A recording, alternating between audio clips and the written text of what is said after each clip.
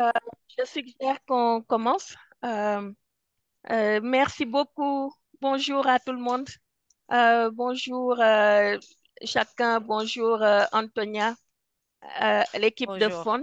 Je vois Jessica, Michel et autres.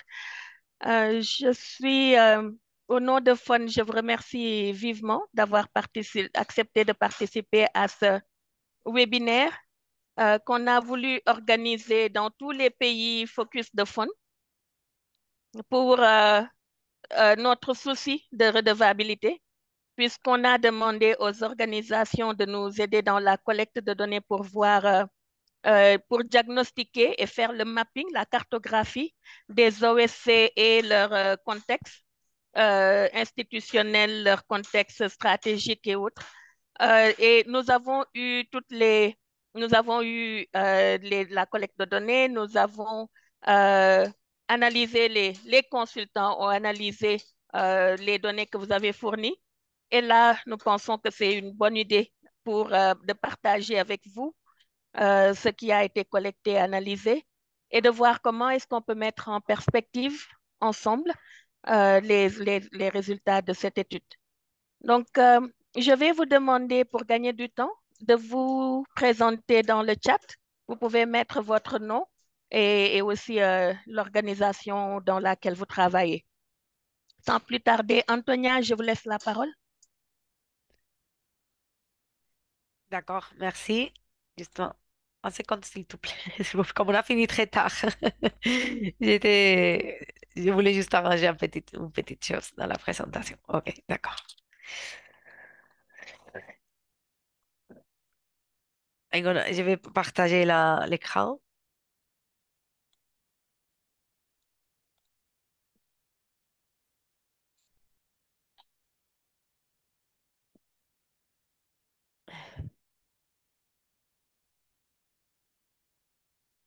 Vous le voyez pas encore?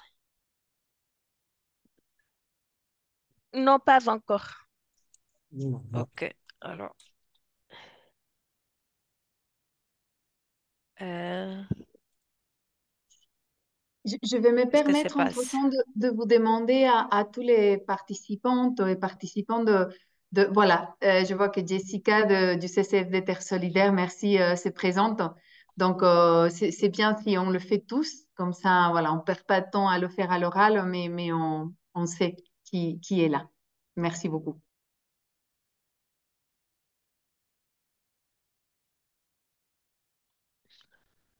Mhm.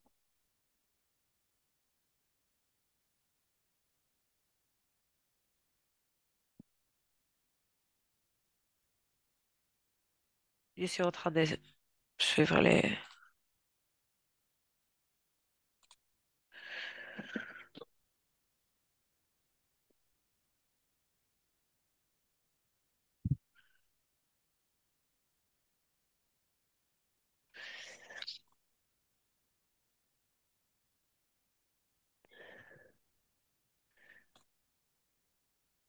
Est-ce que vous le voyez maintenant? Maintenant, oui, non? Euh, Oui, oui, on le voit. D'accord. On laisse un peu plus de temps. Je commence ou je laisse un peu de temps? Oui, oui, oui, oui, allez-y. Vous D'accord. pouvez mettre en mode présentation, Antonia. Et normalement, je l'ai fait. Je ne sais pas qu'est-ce qu'il y a. Vous voyez que je passe les diapos ou non? Non, non, on voit les autres diapos aussi.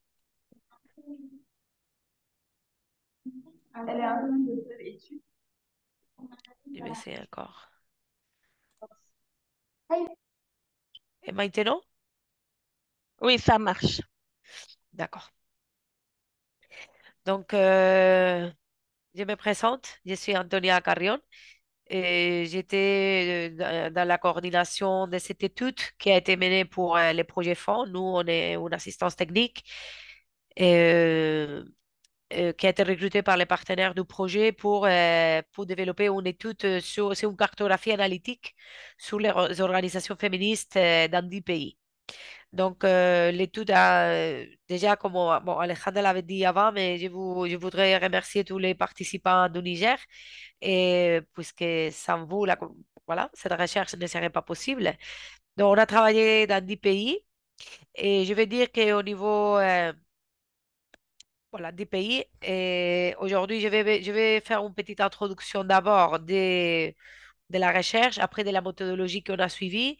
Et donc, je vais vous donner une présentation très générale des conclusions générales de la recherche dans les 10 pays. Et après, on va faire le focus sur Niger et, et présenter un petit peu les conclusions. Donc, par rapport à la méthodologie de la recherche, voilà, comme je vous disais, c'est une recherche qui a été développée dans 10 pays. Donc, c'est une recherche qui était, on peut dire, complexe, avec des limitations liées à la comparaison des données, à pouvoir poser les mêmes questions dans tous les pays de la même manière pour essayer d'avoir une recherche comparative. Et la recherche inclut différents domaines. Nous, on a travaillé dans une équipe multiculturelle et multidisciplinaire de 13 personnes. Donc, il y avait trois personnes qui avaient fait le travail à distance, euh, des personnes dans la coordination et une personne d'appui pour tout ce qui était l'analyse statistique des données. Après, il y avait des experts dans chaque pays. Donc, Nafissatou est notre experte au Niger, que beaucoup de vous devez connaître et avec qui elle a parlé. Aujourd'hui, elle ne pouvait pas être là, mais, euh, mais voilà, c'est sûr que vous la connaissez. Et, donc, la recherche est développée dans trois phases, qui était la phase de démarrage pour faire toute la conception de la recherche, les outils méthodologiques de la recherche. Après, on a procédé à la collecte des données et à l'analyse des données. Au total, on a réalisé 123 entretiens dans tous les 10 pays, et 10 focus group et 310 questionnaires en ligne. Ça, c'est les principales sources d'information. Bien sûr, on a analysé aussi la bibliographie parce que la recherche a une partie qu'on ne va pas présenter aujourd'hui. Il y a toute une première partie de la recherche qui est l'analyse contextuelle et des facteurs qui affectent les violences basées sur les genres dans les pays. Et donc, il y a toute une analyse contextuelle des prévalences des violences basées sur les genres, et après de l'analyse de la législation, des acteurs qui interviennent, c'est comment les systèmes de protection dans chaque pays.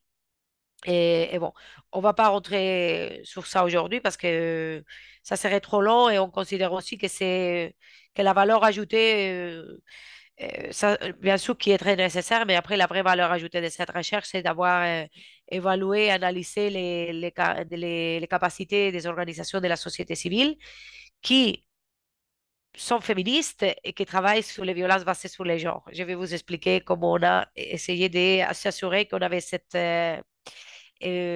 cible. Donc, au Niger, concrètement, on a réalisé 6 entretiens, dont 5 avec la société civile. On a réalisé un focus group où il y avait 4 organisations qui étaient représentées. Au Niger, l'étude a été spécialement complexe à développer pour la collecte des données. Et c'était comme la majorité. Voilà, parce qu'il y a aussi moins des organisations par rapport à d'autres pays. Et après, l'accès, c'était plus compliqué, surtout que beaucoup des entretiens, et par exemple, les focus group étaient en ligne, donc il y a eu des difficultés d'assurer une participation de tout le monde parce qu'on voulait cibler tous les pays. Et après, par rapport aux questionnaires en ligne, on a invité à participer à 70 organisations qu'on avait préidentifiées. Donc, parmi ces 70 organisations, il y avait 27. Il y avait beaucoup des organisations qu'on avait des numéros de contact, mais qu'il n'y avait pas les mails. Donc, c'était disons, par rapport des autres pays, la manière de communiquer avec les organisations, ça passait beaucoup plus à travers les WhatsApp, à travers les appels téléphoniques qu'à travers les mails. Et donc, ça a limité l'accès. Donc, par rapport les organisations, donc on a les collègues du fond, ils avaient envoyé les liens avec les questionnaires pour vous inviter à participer. Et après, il y a 27 organisations qui ont commencé les questionnaires. D'accord? Donc, parmi les 27 organisations qui ont commencé les questionnaires, il y a 22 seulement qui ont passé les questions filtres.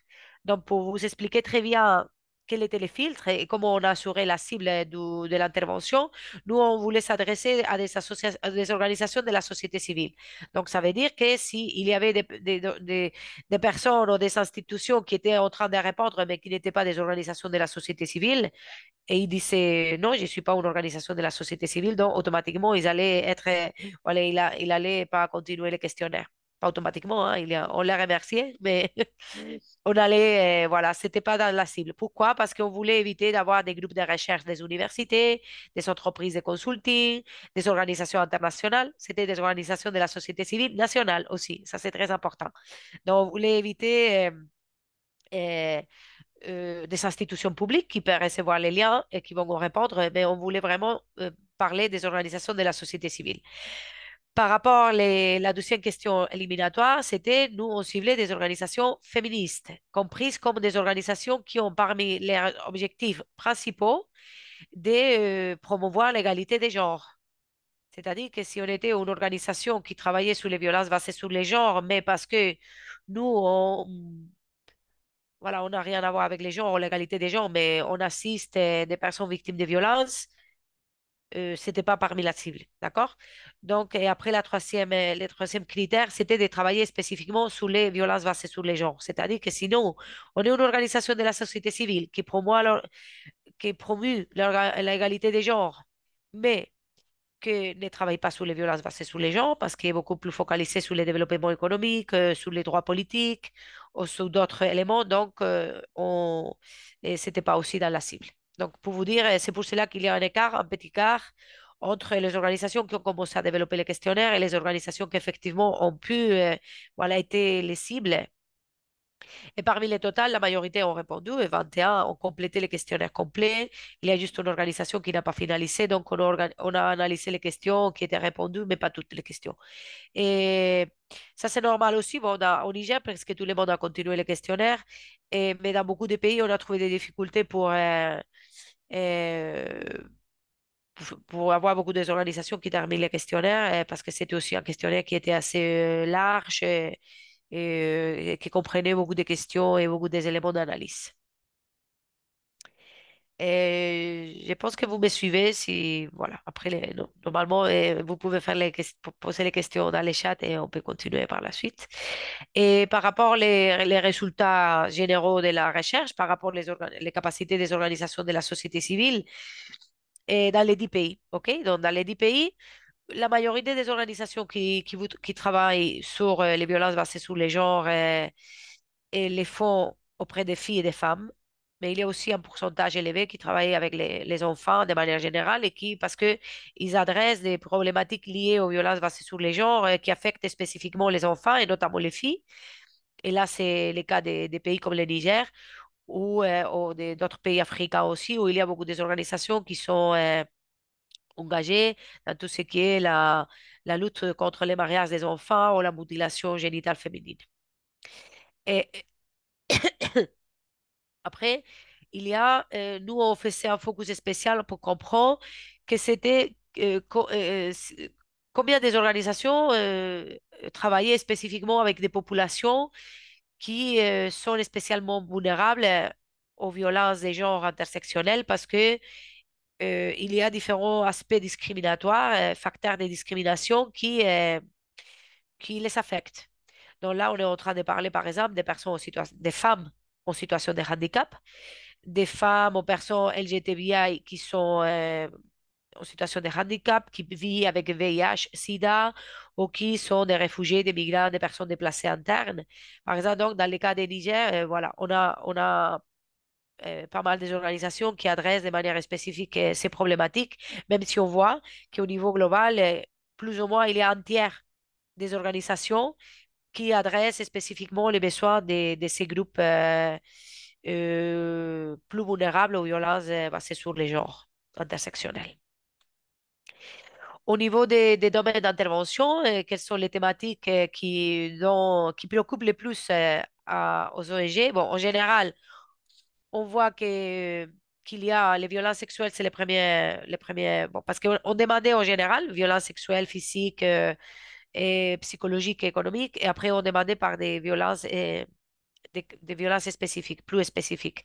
Donc, on voit que la violence sexuelle et les droits sexuels et reproductifs, c'est les domaines d'intervention principaux, suivis pour tout ce qui est violence physique, psychologique et économique. Économique, c'est juste les 66% des organisations, similaires au mariage des enfants, qui est beaucoup plus spécifique. Et après, on avait aussi des organisations spécifiquement dédiées au mariage forcé et violence, mutilation génitale féminine, au traite des enfants, traite des personnes. Ça varie selon les thématiques qui sont la prévalence de chacun de ces types de violences dans les pays, normalement. D'accord?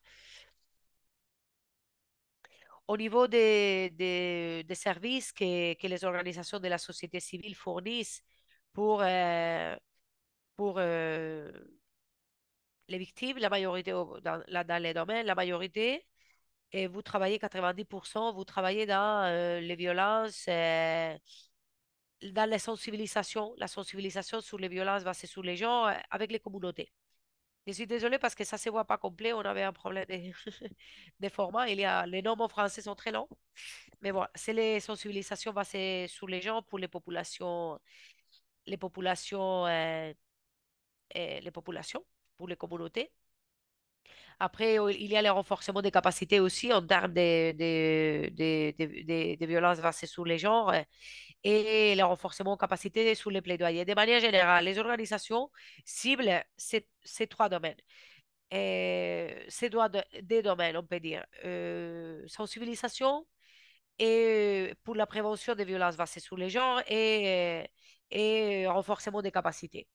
Et il y a moins des organisations en général dans tous les pays qui travaillent sur la gestion des cas et l'assistance directe aux victimes. Et ça, l'explication, c'est que ça, c'est des domaines d'intervention qui nécessitent beaucoup plus de capacités, beaucoup plus de moyens, de ressources et aussi un appui. Les organisations de la société civile ne peuvent pas faire ça seules, sans l'appui des institutions et un système de protection qui est derrière, un système légal qui est derrière. Et ça, ne s'aidant pas dans tous les pays. Et au Niger, vous le savez bien. Au niveau des budgets, il y avait une autre question pour analyser les capacités financières des organisations. Donc, on vous demandait quel est votre budget annuel. Et les options de réponse étaient plus de 50 000 euros par année, entre 20 000 et 50 000 euros par année, entre 5 000 et 20 000, et après moins de 5 000, ou pas du tout de budget. Et là, on voit qu'il y a trois pays où les organisations sont capables de mobiliser plus de fonds. Ce n'est pas suffisant. C'est des pays aussi qui sont beaucoup plus grands, avec des besoins humanitaires plus larges. Donc, il y a plus de fonds qui sont disponibles, mais ça ne veut pas dire que c'est suffisant. Et les trois pays, c'est la Kenya, Éthiopie et Bangladesh. Et le Niger est aussi parmi les pays où il y a un peu plus de disponibilité des fonds. Et c'est aussi lié à 38, par exemple, 38% des organisations qui ont participé et demandé pouvaient avoir un budget de plus de 50 000 euros. Ça, c'est lié aussi à cette situation de crise euh, qui vit le pays, une crise qu'on peut dire chronique et qui bon, mobilise un peu plus de fonds, même si c'est jamais, si c'est pas du tout nécessaire, mais qui mobilise un peu plus de fonds et permet un peu plus d'accès aux fonds aux organisations de la société civile. Et de toute façon, la majorité, bien, la majorité ont plus de 20 000 euros et après, il y a un 10% qui n'a pas du tout de fonds et un 20% en général qui a moins de 5 000, euros par année. Par rapport aux capacités, ici, on demandait aux organisations d'auto-évaluer ces capacités structurelles de ces structures. Et comment on l'évaluait? On leur demandait quel est votre niveau d'accord avec cette phrase qui est: mon organisation est confrontée à des problèmes structurels qui ont un impact sur sa capacité d'action. C'est-à-dire quelle limite la stabilité financière des organisations, la diversification des financements, c'est pas la chiffre d'affaires, la, la, la, la stabilité du personnel, ce type d'éléments, comment affecter la capacité d'action des organisations. Donc, les pays qui ont évalué d'une manière plus positive leurs capacités sont les pays où il y a moins des organisations qui sont d'accord avec cette phrase. Et les pays où il y a moins des organisations qui sont d'accord avec cette phrase, c'est Kenya, Mexique et, et Colombie. Par contre, les pays où plus des organisations sont d'accord avec cette phrase, c'est le Côte d'Ivoire, l'Erzébianca et Burkina Faso. Il y a plus des organisations qui sont d'accord avec cette affirmation et le Niger est parmi les 4 pays qui sont moins d'accord. Donc, ils considèrent qu'ils ont plus de capacités structurelles. Ça, c'est une auto-perception des organisations de la société civile. Par rapport à l'environnement où les organisations travaillent, c'est une analyse générale aussi par rapport les entretiens, les enquêtes, mais aussi les entretiens qualitatifs, parce que voilà, il y a eu un travail de triangulation des informations, quantitatif et qualitatif. Donc ici, on voit qu'en général, dans les 10 pays, les ONG considèrent que l'environnement pour leur activité est un environnement qui est difficile, qui est confronté à des facteurs contextuels qui mettent en péril et on risque le travail des ONG. Ces facteurs contextuels peuvent être liés à des situations politiques, à des situations législatives, à des situations aussi des populations et à des situations de conflits, de crises. Donc, il y a différents éléments qui peuvent affecter, mais en général, c'est un environnement qui est risqué. Et en général, vous êtes préoccupé par votre sécurité et intégrité et pas satisfaite des mécanismes existants dans les pays pour vous protéger contre les menaces et les attaques. D'accord? Après, et en général, les organisations, vous considérez dans tous les 10 pays que serait nécessaire d'améliorer les niveaux de mise en œuvre des législations qui sont disponibles par rapport à la lutte contre les violences basées sur les genres et qu'il serait nécessaire de plus de soutien par les institutions publiques. Après, vous identifiez aussi des limites et des obstacles communautaires et des barrières au niveau des communautés pour développer votre travail. Et beaucoup de ces barrières viennent de la part de ceux qu'on a identifiés comme des opposants au féminisme intersectionnel, qui sont des personnes, des leaders, normalement des leaders communautaires et des leaders religieux. Ça peut être aussi des leaders politiques ou des mouvements sociaux. Ça dépend des régions. Mais en tout cas, c'est ce type de mouvements qui représentent et qui défendent des valeurs traditionnelles et conservateurs. Et des valeurs traditionnelles conservatrices. Et par rapport au Niger, concrètement, quelques résultats de la recherche, c'est que la majorité, voilà, ici, le Niger, c'est une spécificité. Les mariages des enfants, c'est la préoccupation majeure parce que 95% des organisations, vous travaillez dans le domaine du mariage des enfants et aussi les mariages forcés, 92%. Ça, logiquement, c'est lié à des facteurs contextuels, hein, le Niger, avec les taux élevés des mariages des enfants au Niger, au niveau mondial. Et après, 91%, vous travaillez sur les violences sexuelles et la violence psychologique. Ça, c'est important parce que normalement, dans tous les pays, la violence psychologique n'est pas la douzième. Mais ici, au Niger, c'est un facteur de préoccupation. Et les droits sexuels et reproductifs aussi. Les violences liées aux droits sexuels et reproductifs. Et par rapport les services que vous fournissez aux populations, et comme dans les autres pays, les premiers domaines d'intervention, c'est le renforcement des capacités liées aux droits sexuels et reproductifs, ok, avec 91% des organisations qui vont travailler sur ça. Et après, suivi des sensibilisations à la violence des genres pour les populations et les renforcements des capacités en termes de plaidoyer. Et un aspect très important au Niger, qui n'est pas commun dans les autres pays, c'est que vous travaillez beaucoup, 73% des organisations, vous travaillez dans les plaidoyers auprès des institutions publiques. Et ça, c'est une situation dans beaucoup des organisations, dans beaucoup de pays, cette relation de plaidoyer auprès des institutions publiques est plus complexe et, et voilà, c'est plus difficile de développer par des organisations de la société civile. Et par rapport les niveaux d'intervention et les populations cibles, la majorité des organisations que vous avez participé à la recherche, vous travaillez sous le niveau national. Et la majorité, vous ciblez des femmes et des filles, mais avec un pourcentage très élevé qui travaille aussi avec les enfants, parce qu'on l'a dit que le mariage des enfants est l'un euh, des premières préoccupations. Donc, logiquement, la cible, c'est les filles et les femmes, et il y a aussi les enfants de manière générale, parce que euh, plus ciblé avec les filles. Après, c'est intéressant parce que nous trouvons qu'il y a un pourcentage élevé des organisations, 56%, que vous ciblez, et c'est plus élevé que dans les autres pays, parce que dans les autres pays, on a dit que plus ou moins un tiers des organisations se dirigent à des populations spécifiquement vulnérables par des facteurs de discrimination intersectionnelle, mais au Niger, on trouve que c'est les 56%. Et ça, c'est assez intéressant. Et spécialement en ce qui concerne les personnes, les femmes et les filles aux personnes LGTBI qui sont en situation de handicap ou des personnes qui sont migrants, réfugiés et déplacés internes.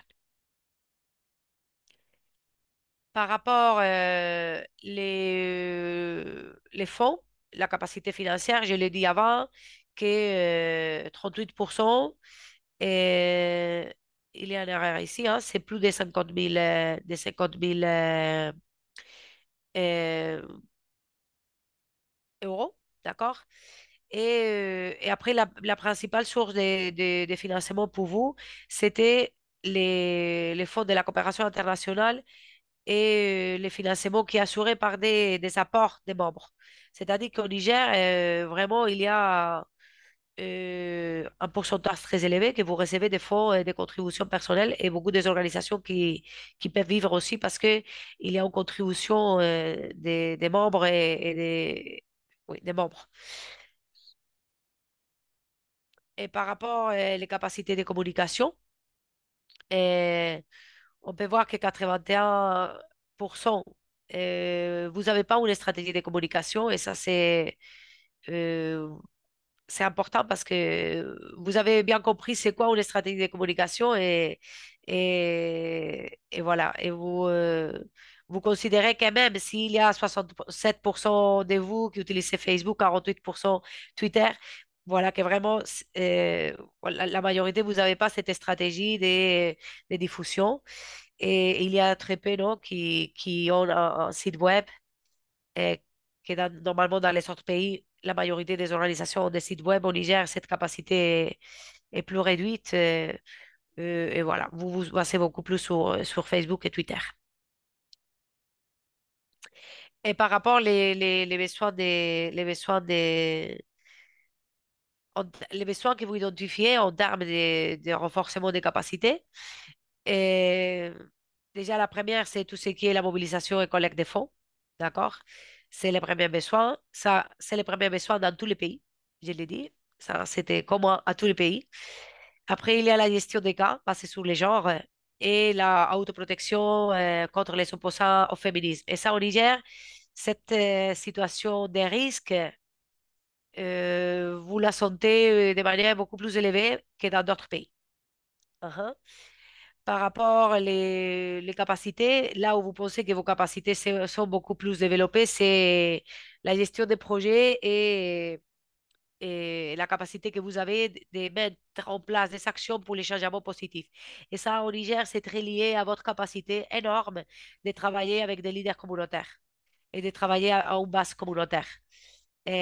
Pour les changements de mentalité et des pratiques communautaires. Et ça, Niger est avec tous les systèmes aussi des chefferies traditionnelles, c'est un pays où c'était de manière soulevé de manière plus importante. Et voilà, donc en conclusion, le Niger fait partie des pays où il y a un réseau, on peut dire un réseau des organisations de défense des droits des femmes qui est plus limité en termes de nombre des organisations. Il y a moins des organisations euh, structurées qui travaillent sur la thématique, mais avec une capacité très importante d'influence au niveau communautaire, avec une capacité très importante aussi de répondre à des crises humanitaires dans les pays et, et aussi des organisations qui confrontent des menaces beaucoup plus élevées pour pouvoir développer un travail ouvert en termes de défense et pas des droits des femmes, parce que ça c'est plus admis peut-être, mais des changements des rôles des genres et des changements de pouvoir entre et les hommes et les femmes, et aussi pour travailler avec des populations, même si vous travaillez avec des populations, et voilà, des déplacés, des migrants, des personnes en situation de handicap, mais il y a d'autres populations qui sont beaucoup très stigmatisées et avec lesquelles vous travaillez, mais que ça vous met beaucoup plus à risque. Et voilà, grosso modo, c'est ça que je voulais vous dire et vous présenter. Je sais pas, bon, j'imagine que vous avez beaucoup de questions et j'espère pouvoir les répondre.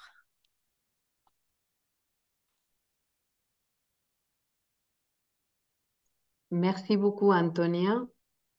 Et je laisse Aminata euh, continuer et surtout ouvrir les commentaires, le débat. Oui, Aminata, maintenant je te vois, je te laisse.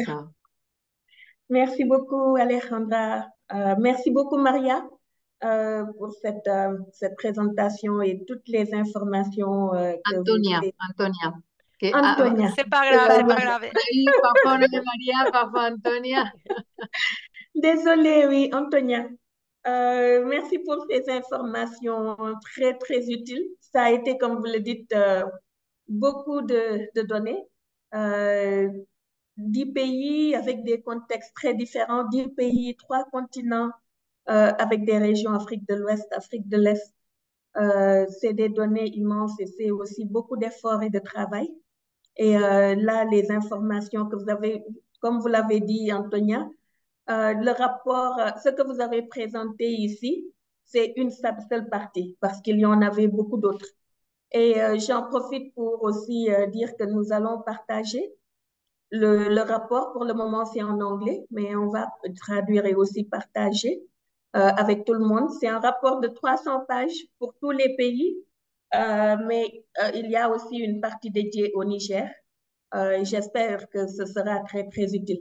Alors maintenant, on va ouvrir les micros. On vous donne la parole. Qu'est-ce que cette présentation des résultats vous inspire? Est-ce que vous retrouvez dans les données?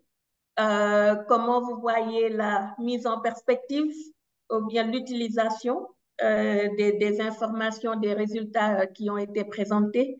Est-ce que vous avez des questions par rapport à la méthodologie et tout? Vous avez la parole. Je vois Gérard. Gérard, vous Oui, je avez la peux, parole. c'est directement. OK.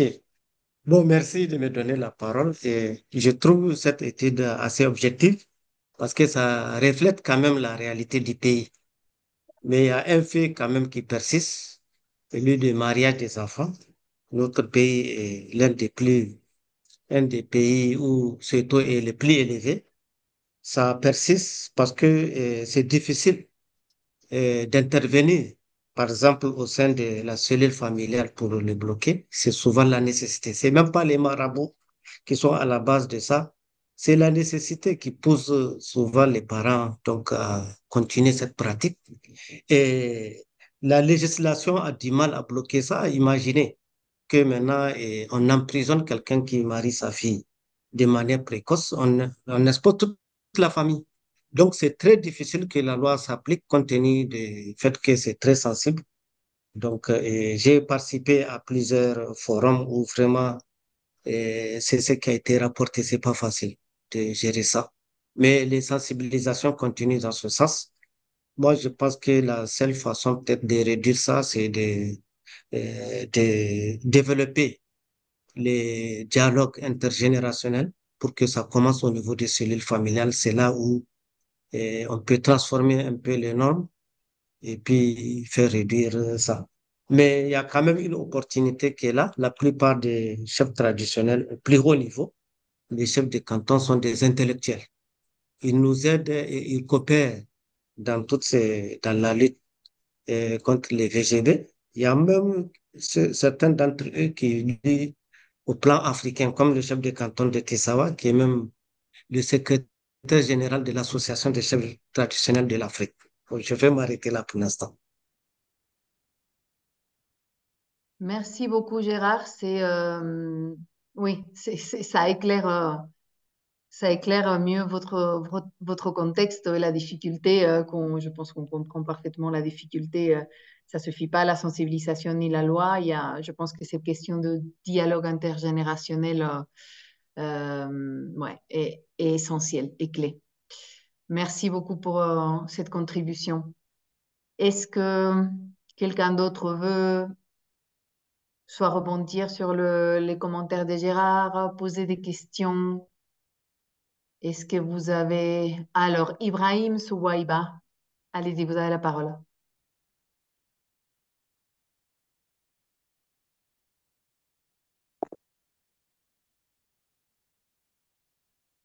Est-ce que vous me recevez?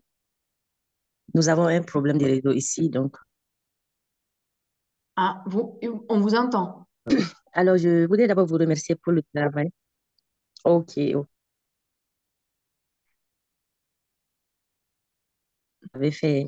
Je reconnais que c'est quand même une très grande charge de Il y a la connexion poser qui... deux questions essentiellement. Euh, Oui. oui, Ça coupe un petit peu et je pense que vous avez une mauvaise connexion, à je peux moins que ce écrire, soit c'est pas moi. grave. Allez-y, allez-y, continuez. Je voudrais vous poser, si lors de votre cartographie, euh, ce Ah, sont celles qui se réclament féministes. C'est la première question que je voudrais poser. Bon, je pense que, j'imagine que les gens auprès de qui vous avez pas forcément les gens que vous soutenez avec vous. Je vais écrire ça. super, mais je pense qu'on a Antonia, parce que c'est une question qui est revenue dans d'autres webinaires des restitutions sur la définition, voilà, la définition des féministes, les organisations qui ont participé, si elles se considèrent toutes féministes. Antonia, je pense qu'elle peut bien nous expliquer un petit peu comment ils ont filtré pour vraiment arriver à avoir les organisations qui s'identifient avec une défense des droits. Voilà, je laisse Antonia prendre la parole. Merci pour la question. Voilà, effectivement. La première des choses que il y avait des manières, il y avait à travers le questionnaire, et on le disait, la première chose, c'est qu'on déterminait la définition. Voilà, donc tu pouvais continuer les questionnaires si, quand on demandait, est-ce que votre organisation a comme objectif général ou mission essentielle de défendre l'égalité des genres? Donc là, on considérait que si c'était oui, donc c'est une organisation féministe. Ça, c'est différent avec le fait qu'après l'organisation, parce qu'on demandait aussi plus tard, est-ce que on demandait exactement quel est votre niveau d'accord avec cette phrase? Et la phrase était, mon organisation est une organisation féministe. Donc, pas nécessairement toutes les organisations ont dit oui. Mais dans le cas de Niger, j'étais en train de voir les données. La majorité, vous avez pas de problème pour vous dire que vous êtes des organisations féministes. Donc, je vais vous dire pas les pourcentages parce que il y avait juste des organisations qui n'étaient pas d'accord, du 21, d'accord? Sur les 21 organisations, il y avait seulement deux qui n'étaient pas d'accord. Et il y avait un qui était comme c'est comme ça. Mais le reste, c'est-à-dire 18, étaient d'accord, totalement d'accord. Concrètement, il y avait 8, 10 qui étaient d'accord et 8 qui étaient totalement d'accord avec cette... Donc, oui, vraiment, ça, c'est une chose... c'est pour cela que j'ai dit, non, que vous avez beaucoup de capacités d'action et beaucoup de capacités de passer des messages et un positionnement qui est assez clair, même si le contexte est peut-être le plus difficile de tous les contextes qu'on a analysés. Mhm. Voilà. Euh, Merci, Antonia. Je pense que et là, il y avait une autre question, si, oui, mais elle avait demandé une autre chose. Euh, mais avec la connexion, je ne sais pas si tu vas préférer peut-être le mettre dans le chat. Je vais regarder. Non, il y a rien pour l'instant. ah oui, elle avait demandé que combien des organisations, si c'était juste des organisations qui collaboraient avec le programme FOND. Non, pas du tout. Ah, non. Et ça, c'est dans toute la recherche, et ça, c'est une chose qu'on est assez content. Dans toute la recherche, il y a juste les 3% des organisations, des 310 enquêtes, juste 3% des organisations, c'était des organisations qui Hmm. connaissaient, qui connaissaient les projets. Et je vais vous donner les dates, l'information exacte. Et dans le cas de Niger, et dans le cas de Niger, bon, je vais la trouver, mais voilà, ça doit être pareil que dans les autres pays. Il y a aussi la question de si les deux organisations qui ont répondu qu'elles n'étaient pas féministes, c'est des organisations que font soutien. En fait, c'est des données confidentielles, donc nous, on ne le sait pas. Et en principe, on ne devrait pas le savoir. C'est des réponses anonymes, donc on ne peut pas Voilà. le savoir. Ouais. Hmm. L'anonymité est importante dans ce type d'études. Ouais. Merci. Et est-ce qu'il y a d'autres questions, des commentaires, des choses dans lesquelles vous identifiez, des choses qui vous ont surpris, que vous y attendiez pas? Euh, Forcément, c'est représentatif des organisations qui ont répondu, pas forcément de toutes les organisations au Niger, même si il y a quand même une certaine représentativité qu'on peut retrouver. Je vais peut-être vous poser une question à toutes et à tous sur l'idée de ce rapport, c'est vraiment non seulement de permettre, Gérard, je vous passe la parole tout de suite, de vous permettre de connaître peut-être un petit mieux votre contexte, même si je pense que vous le connaissez très bien, mais aussi nous souhaiterions que ces données ne restent pas dans un tiroir et qu'ils puissent vous servir pour notamment les actions de plaidoyer que vous menez au niveau local et au niveau national. Et donc, on a envisagé, par exemple, de peut-être faire des fiches pays avec des chiffres, des données, des conclusions qui puissent vous être utiles. Et pour ça, voilà, il va falloir qu'on le travaille ensemble. Mais voilà, je voulais aussi vous poser la question à qui veut répondre, si quelqu'un veut répondre, si, voilà, si vous sentez que ça peut vous être utile dans votre travail de plaidoyer. Mais vous pouvez répondre après et je laisse la parole à Gérard qui souhaite intervenir. Merci, Gérard. Merci de me redonner la parole. Moi, je voulais surtout apporter une petite contribution par rapport aux leviers sur lesquels s'appuyer. J'ai vu qu'il y a beaucoup d'actions au haut niveau pour les plaidoyer. Moi, je pense que pour pouvoir faire bouger les lignes, il faut surtout axer ce plaidoyer même au niveau communautaire parce que le problème se trouve à à ce niveau parce qu'il y a les lois sont favorables, tout ça, mais elles n'arrivent pas à s'appliquer parce qu'il y a toujours les présentations. Et par rapport maintenant au canaux, j'ai vu que les études que vous avez menées ont fait ressortir, par exemple, l'importance des médias sociaux comme Facebook et autres. Nous les avons utilisés, mais c'est quand même un facteur limitant. Par exemple, dans des pays comme le Niger, où l'accès à l'Internet est difficile, même dans la capitale, mais aussi où il y a un fort taux de l'analphabétisme, ils n'ont pas accès à ces informations.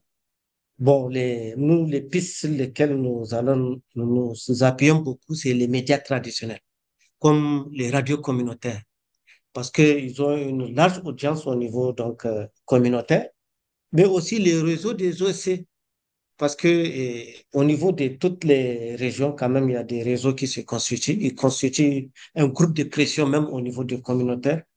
Moi, je pense que c'est à ce niveau qu'il faut le plus s'appuyer pour avoir plus de résultats. Bon, par rapport à l'inégalité de sexe, tout ça, moi, on a des études ont révélé surtout que cette vulnérabilité, elle est accentuée par l'accès aux ressources. L'accès aux ressources, parce qu'une femme ou une fille qui a des ressources subit moins de pression que celle qui n'en dispose pas. C'est pourquoi, par exemple, à l'AM, donc du Niger, nous avons des centres de conseil et d'éducation des jeunes filles, où donc, en plus de tous les aspects liés aux droits sexuels et reproductifs, elles apprennent des métiers et on les accompagne vers une insertion. Ça leur permet quand même d'être plus résilientes par rapport au VGB. Et au Niger, beaucoup d'études ont montré que même que la scolarisation est le facteur le plus important pour réduire le taux de mariage des enfants. Parce que plus les filles poussent loin la scolarité, elles échappent au mariage des enfants. C'est pour cette raison que, au niveau national, on a pris la décision donc de créer des internats pour soutenir les parents à scolariser davantage les filles. Moi, je faisais partie du groupe de pression lors du sommet de Niamey où les premières dames ont recommandé, la CEDEAO, ont recommandé qu'il y ait des internats. Voilà. Merci beaucoup, Gérard. Encore très éclairant. Et oui, le lien clair entre, bon, dans le cas du Niger, c'est le mariage des enfants, des mariages précoces et la pauvreté. Du coup, le travail de plaidoyer, il est très axé sur cette question de l'accès aux ressources. Mais voilà, c'est bien de voir qu'il y a des initiatives comme celle de l'internat pour appuyer ces parents qui, sinon, ne pourraient pas se passer de marier leurs enfants. Et merci. Et Amadou Samiratou, allez-y, vous avez la parole.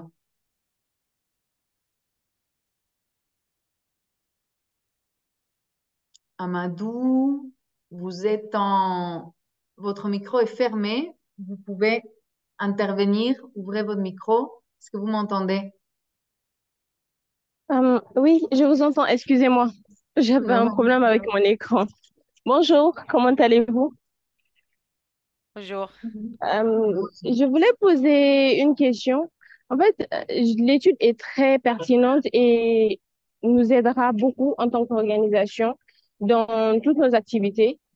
Maintenant, le petit plus que j'aurais aimé voir, c'est peut-être une liste de ces organisations-là qui interviennent, au cas où ce ne serait pas confidentiel, une liste de ces organisations qui interviennent sur ces thématiques pour que nous puissions travailler toutes ensemble pour converger vers le même but.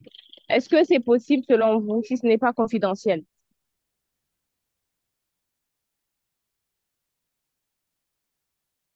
Antonia. Et Oui, bon, c'est confidentiel en fait. C'est pour cela que ouais. c'est pas publié. Et ça, c'était un engagement qu'on a, voilà, qu'on Oui. a acquis et Après, que. après, je me demande, nous, à notre niveau, on a aussi un mapping d'organisation qu'on a fait au début du projet FON.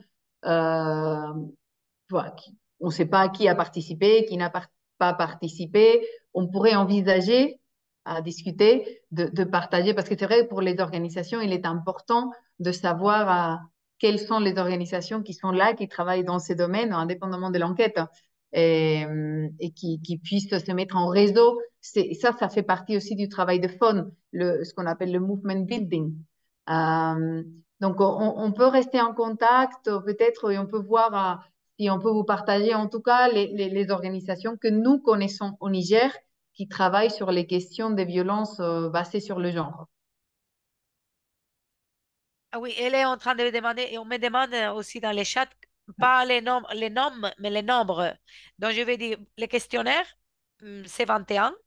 Mais bon, comme il y a pas mal des entretiens et tout, je vais vérifier les nombres exacts des participants dans la recherche, pas seulement à travers l'enquête, parce qu'il y a des organisations qui peut-être on fait un entretien, mais ils n'ont pas rempli l'enquête, parce qu'ils Oui, n'avaient pas le temps, parce qu'on les avait dit. Mais voilà. c'est ça. Merci, Antonia. Très bien. Est-ce qu'il y a d'autres questions et des commentaires sur la question, par exemple, du plaidoyer? Est-ce que, bon, après, vous allez recevoir le rapport Voilà, comme Aminata disait tout à l'heure, c'est un rapport de 300 pages où vous allez avoir sur le Niger. Sur chaque pays, il y a autour d'une vingtaine de pages. Donc, vous allez trouver beaucoup plus d'informations. Ça, c'était une restitution vraiment générale pour laquelle il a fallu choisir des éléments saillants euh, qui ont été voilà, choisis par l'équipe des consultantes. Mais vous allez recevoir beaucoup plus d'informations. Donc, vous aurez l'executive summary, le résumé exécutif et le rapport en entier. Donc, Ouais. voilà, vous On pourrez a le... 24 organisations qui ont participé en total à la recherche, de la société civile, plus des agences des Nations Unies et des institutions publiques. Super. Merci, Antonia. Voilà. Alors, sur la question du plaidoyer, est-ce que ça, vous pensez que ça peut vous servir? Parce qu'il n'y a pas uniquement, enfin, il y a la question forcément euh, liée directement aux violences basées sur le genre, les chiffres ou les conclusions que le rapport met en lumière, mais il y a aussi des questions de plaidoyer plus générales pour vos organisations, qui est, par exemple, la question de l'accès au financement, des budgets que vous avez, ou plutôt que vous n'avez pas, pour mener à bien votre travail. Donc, il y a des éléments dans le rapport qui, voilà, dans votre travail, des sensibilisations vis-à-vis du gouvernement, des pouvoirs publics et de la coopération internationale pour essayer d'avoir, voilà, pour montrer à quel point vous faites un énorme travail avec des ressources extrêmement limitées, à quel point ces ressources devrait s'accroître pour que vous puissiez vraiment avoir encore plus d'impact dans la lutte contre les violences basées sur le genre. C'est un petit peu aussi un autre point de plaidoyer que nous souhaitons mettre en lumière dans le cadre du projet FON. Euh, il y a Jessica Pascal. Est-ce que vous avez eu des informations sur les réseaux sous-régionaux, Sahel, Afrique de l'Ouest ou nationaux dans lesquels ces SOSC sont investis par rapport à la compréhension des enjeux et des mises en réseau, justement? Oui, c'est ça. Au niveau national, il y a aussi des tendances un petit peu régionales. Euh, C'est vrai, j'avais il y a des, oublié. Oui, oui, il il y y a avait. des On tendances avait régionales posé. aussi. Mm. Donc là, vous allez pouvoir retrouver peut-être plus d'informations. Jessica.